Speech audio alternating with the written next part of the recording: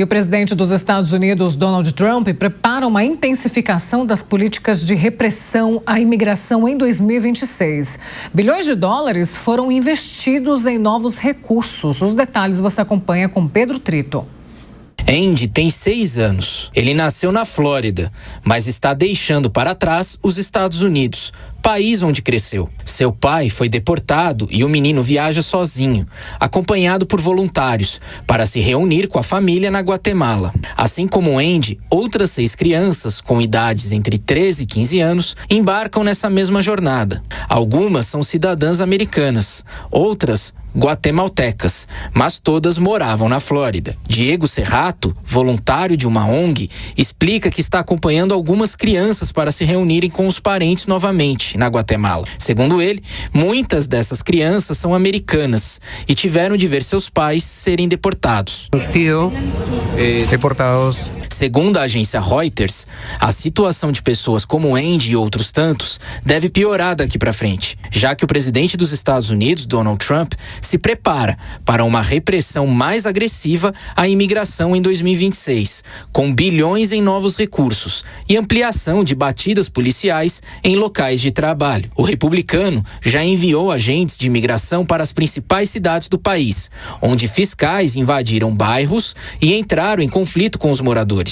Embora os agentes federais tenham realizado este ano algumas batidas em empresas, eles evitaram invadir fazendas, fábricas e outras companhias economicamente importantes, mais conhecidas por empregar imigrantes sem status legal. Esse cenário deve mudar. O Serviço de Imigração e Alfândega dos Estados Unidos e a Patrulha da Fronteira receberão cerca de 170 bilhões de dólares em recursos adicionais até setembro de 2029. Um salto expressivo em relação aos orçamentos anuais atuais, estimados em aproximadamente 19 bilhões de dólares. O chamado czar da fronteira da Casa Branca, Tom Homan, afirmou a Reuters que o governo cumpriu a promessa de realizar uma operação histórica de deportação, ao mesmo tempo em que reduziu drasticamente a imigração ilegal na fronteira com o México. Segundo ele, o número de prisões deve aumentar de forma significativa, com a contratação de novos agentes e a expansão da capacidade de detenção. Ele disse que os números vão explodir em 2026. A estratégia avança mesmo com a grande reação negativa da opinião pública, às vésperas das eleições de meio de mandato no próximo ano. Para o professor de Relações Internacionais do IBMEC, José Niemeyer, a imigração é um direito de qualquer cidadão, mas deve ser feita de maneira ordenada. O problema é quando isso é feito de maneira muito desorganizada, quando esses que imigram são pressionados em situações de guerra, de conflito a imigrar, é o que nós chamamos de imigração forçada. Nós tivemos levas de imigrantes nas últimas décadas que foram levas favoráveis de imigrantes. Um caso é a Alemanha. Aqueles que migraram do Oriente Médio e do Norte da África para a Alemanha nas últimas 3 décadas, levaram know-how para a Alemanha, era uma classe média com certo nível universitário que estava imigrando.